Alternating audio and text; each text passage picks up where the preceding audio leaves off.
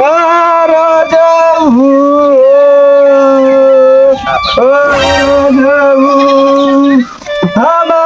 के छोड़ी के तू गईलो अब हमारा के खियाइयो रजऊ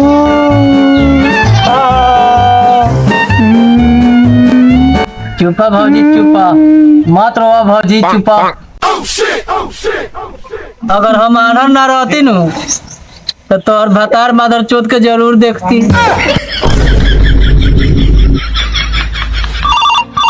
उठाइए ना। हेलो रे साला का करतर सर जल्दी आओ सर धान देखे जाए के बा। ना पापा ना अभी हम ऑर्केस्ट्रा देखे ना जाए। रे साला जल्दी आओ सर काने के तू बकरी धान खाता।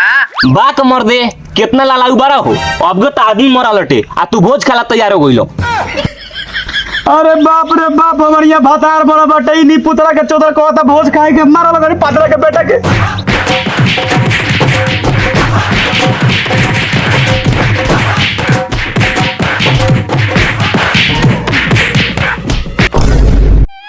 अरे बांचो तो भैया तू फोन काहे उठलियो आ तेहू तो भैया एकदम मादर चोदे बारे तू फोन काहे रख देलियो। अच्छा हम तो मादर चोद बढ़ले बानी आ तू तो भैया मादर चोदे बारे और यानर बानर लड़ चोट आदमी का मोबाइल देबे तो हमर लाल जानता आज हम कौन का मोबाइल देनियो। साले लोगन हो हम सब नु समझता नी साले हमरा से छुपा के तानी दोनों आदमी रसगुल्ला खाए के बात करता रह लोग। हाँ हम रसगुल्ला खा जाता नी सन तू खइबे खाले खो खा ले छी छी छी आब ना हमरो रसगुल्ला खा ले तनी लमहर लमहर बा बाकी हमें तंगा रोवा भेटता हूँ। रे हयाना साला कथि कहता रे रे साला कुछ नहीं कहत चुपचाप चल संग चल ये नहीं चला ना ये तो भैया कौन समाचार ठीक ठाक बड़ा नू सब ठीक है बाटे भौजी का समाचार ठीक बा नू एकदम ठीक बा।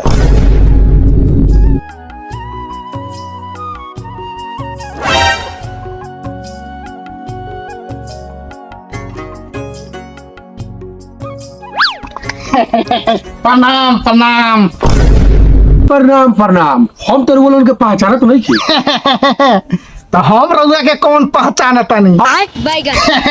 बात ई बा कि हमरा सुने में आयल कि रउआ घरे 3 गो साढ़ बा। हाँ हमारा लगे सार तो बोले बा का और मेहरारू जागल बड़ी का। अरे ना महाराज हम सुनिए रउआ लगे 3 गो लइका बा। हाँ लड़का तो हमारे लगे बा लेकिन लड़का हमार बहुत अच्छा बा। ए अच्छा ना जे बाछा बा ए बाचा ने जे सार बा सार ने जे हमलार बा का रे बहन चोदवा सो तो नहीं आइल हमरा दुआर पे बैठे तोरा सो एगो तो कितना दिन के बाद हमरा दुआर पे अगुआल बा ओकरो के तोनी भगावे पे लगल बा सो भाग को बहन चोदवा हमरा दुआर पर से जा जल्दी यहाँ से। ए जातानी सा लाल छियाल बात बोलता रह ई साला अगुए ओइसन बा सा आनर बानर लइका पर आइल बाना सा। आई बैठी लोगन उतर हुआ लोगन जानते बानी कि जो कोनो आदमी आगे बढ़ेला तो पर्दार के गाड़ में मार्चा लगेला उ सब बात छोड़ी बैठी लोगन बैठ अच्छा अच्छा कोनो बात नहीं है गांव समाज में ऐसा आदमी होखेला रउआ अपना लइका के बोलाई हमनी के देखे के बा। हाँ अभी बोलावा तनी बउओ बाहर आवा सो।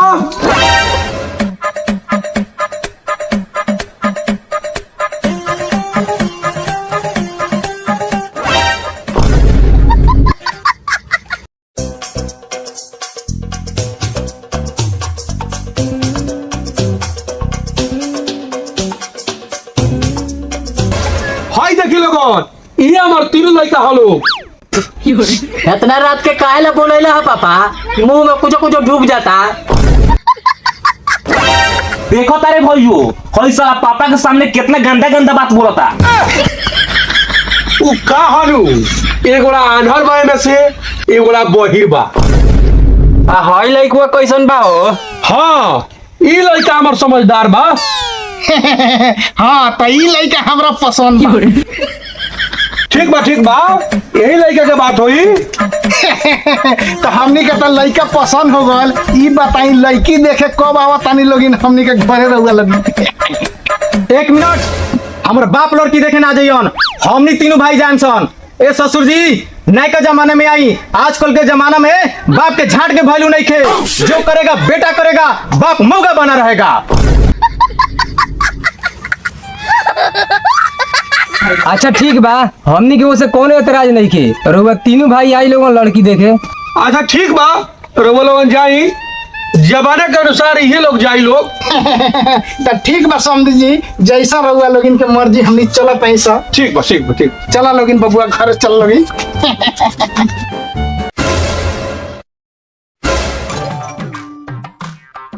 रे साला तनी हमरे के बतैबो सो जे कहां जाता रसो। ए बाबा, हमने गाड़ी में जाता है, चल बे। रे साला चुपचाप चल बस। ये तो कितना दिन के बाद हमने लड़की देखे जाता नहीं सर।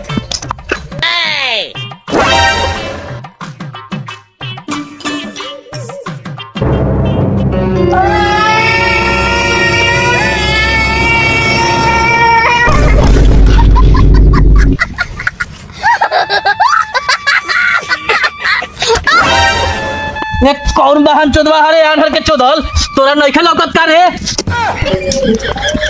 हाँ भैया ठीक कहा तारा, हम अनहर चोद बानी, हम अनहर चोद बानी, हम तोहरा से बेसी आनहर बानी जे आके तोहरे के ठोक देनी हो। रे साला तू 12 दोगला बारे रे साला, यहाँ 3 भाई मानिसो आ तू 2 ये भाई के दावत देता रे। हम कल ना चट लखा रे बानी। का जाने काउना सारवा के सवेरे मुंह देखनी हो, ये आनहर बान और बहिरे सारवा से भेंट भर। ओ भाइयो जा ना, का गाड़ी सुने पर लागल बारा। जाता नहीं सवेरे सवेरे नार चट के उजर कर दल लोगिन। जा जा चुपचाप जा। रे साला बहिरा, हमर बड़ बिजोर पेशाब लागल बा। रे साला तू जूजी काला पकड़ ले बरिस रे। रे साला चल ना, चल हमरा साथ पेशाब करे के बा।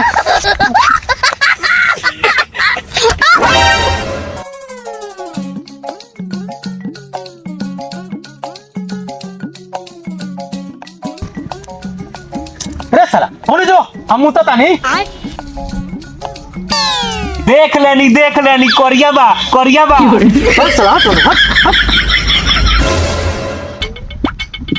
इस साला कितना देर पेशाब करता रहा सब। रहा चल तनी भमुआ। रे साला भमुआ, रे केने पेशाब करता रे। अरे बाप रे बाप, इस साला सरकार आनर हो गल बा का। एगो तो हम आनर बानी, इस साला सरकार बीच रोडे में पोल हला देले बा। चोट लागल बा। हाय बाप, बुझाता हमर मुड़ी फूट गल बा। अरे बाप रे बाप, साला खाली करिए खून निकलता। रे साला भोमुआ केने बड़े रे, जल्दी आओ सा, हमर मुड़ी फूट गल बा। रे साला जल्दी आओ सा रे, केने बड़ा सा। रे साला ये हाथ में गू कहां से लगा ले लियो रे।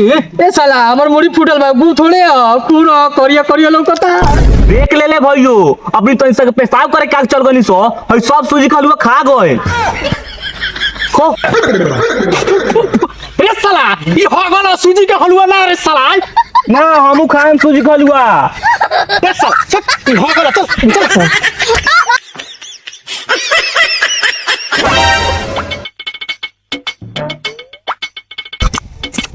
ओ भाइयो, एने झुलवा महतो घर केने बा। झुलवा महतो, तोनी के झुलवा महतो के लागेलन? के लागेलन? तोरा भौजी के भतार लागेलन। मारे बहन चोद हमरा भौजी के बारे में कुछ कहला था। वो भोसड़ी तक खुदे हमरा भैया के छोड़ के भागल बिया। रे साला तू हमारा भाई के कथी एंगन कोइले बारे रे। बुझाता साला तीनों माधर चोदे बड़ा सा। ओ भाई लात नहीं के खाए के नु तो चुपचाप बता दो उनकर घरवा केने बा। यहाँ से सीधे जाइया, आगे जाके बाएं मुड़ी है, वहाँ एगो घर मिली। बहन चोदा वही बेरा से तोरा के समझाओ तनी कि हमार भाई के हेंगे मत बोल। छोड़ माधर चोदवा। घुमा आई चुप साला तू। इतना नहीं मरी रास्ता बताओ तो लखो, तू झट पर लगा हाथ तोड़ देला ह। अब चूजी में जाइयो। रे साला तूहे खइए सूजी के हलवा, आ झोटा काहे पकड़ ले बरे छोड़। साले हम सूजी खाला को हतन तोरे के। ए सूजी खाला को काला मारता है भइयो। ए हमरा के ना मारे साला हम ये छोड़ ना बोल। सूजी खाला सूजी खाला तू साला में छाट में जाकर लाठी चलाता रहो।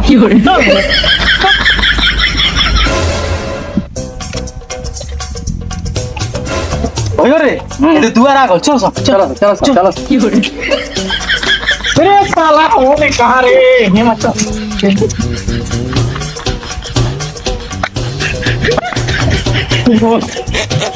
नारायणी के टूटल बांध तो 5 गो भैंस या 2 गो बकरी दहा गल आज पूरा बिहार डूबल।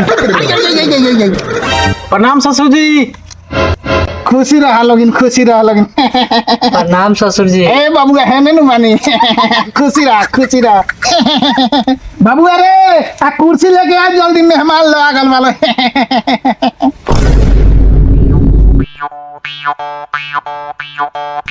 तो सब बातचीत फाइनल हो गल, लड़की बोलाई अब हमने देख ली सर। ठीक बाबू जी बोला तनी ए बाबू जो बॉबी के बोला के ले आवो। हाँ ठीक बा बाबूजी जाता नहीं। रे साला ये कथी के पंचायती होता रे, तनी हमरो के बताओ ना। अरे साला ए बॉय लंडा के समझाइबे आकि मार के साले का कपार फाड़ दी। बाबूआ जी एने हम मानी बैठा जा का करी मार।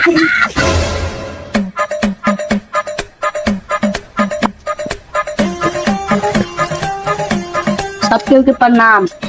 बैठा बाबू। हाय देखी बाबूआ जी हमर चांद जैसन बेटी चला। वाह रे वाह और अनहरिया रात में चांदो निकल गए। तो बउआ जी तनी अपना से बढ़िया से देख ली हमर बॉबी पसंद भी है न। सबसे पहले हम लड़की देखे ओकरा बाद कौनो देखी। भाइयों पापा के कौन ऐसा चीज अच्छा लागल कि ये आन्हर बानर खानदान में अपने बहन के शादी करते रहो। केने बारू हो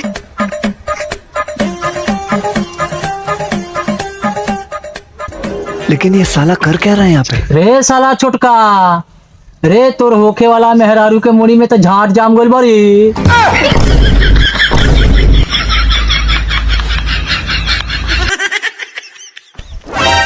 आ होई देख एकर मोछो जामल होई रे। रे साला मोड़ी पर झाट आ मुंह पर मोछ। रे ई लड़की हो कि छाका रे।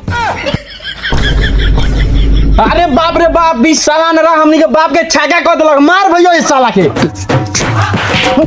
अरे बाप रे बाप। अरे बाप रे बाप रे साला केने बड़ा सर चलो से घरे हमरा कस के बादल लागल बा। अभी खाली मैदान में लागल बा, तनका औरी मुंह चलाइतो नु तो मार के पाटे में हगा देता सन। रे भैयो भाई मादर चोदवा सो अपना भाई के काले मरलो सर रे, तू को के दिन के मुंह मुद दी। हां बहिर सारजा अब तोरे बारी बा। पापा इतना सुनला के बाद अभी चुप बाड़ो, अभी टाइम बा, मत कर ये आंधरा बांधरा घर में अपना बबिया के शादी। देखी बउआ जी अपना भाई लोग के समझा दी कि आलतू फालतू ना बोलो। 1 मिनट ना लागी शादी काटे में हमरा। ठीक बा अब समझ गल बालो, आलतू फालतू ना बोली लो। अब बाबूजी ई छावरा बड़ी निमन बा, हम एकरे से शादी कर। हां लड़का तो निमने बा मगर ओकर भाई बहुत दोगला बा। छोटका सब बात फाइनल हो तो जल्दी घरे चल, हमरा बड़ी कस के बादल लागल बा, बुझाता पाटे में हो जाए। रे भाइयो हई साला सब के सामने कहत चल माल से मिले। रे तोहर माल तो रात में बोले हो, चमेलिया 12 बजे बोले बिया, आ फुलझरिया 1 बजे, आ कबूतरी 2 बजे। देख ले रे पापा हम कहत रहनी नु कि एकरा शादी ना होई। ई लइका मादर चोद कितना बड़का छिनार बा। कौन मादर चोद हमारे भाई को छिनार बोला है, हम उसके मुंह में डंडा फेल देंगे। काले मौका बाप खाली सुनबे कुछ कहबे। सब भाई तो हमरा बेटी के बियाह ना हुई।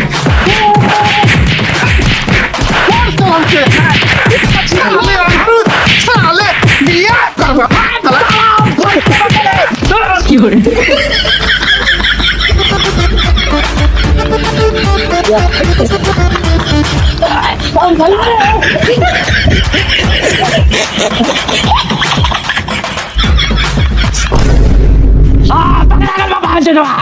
चले चला के ना छोड़े। ए साला का हड्डी तो बड़ा बड़ी यार मेरे। रे साला बास आदमी है ने बा है ने आओ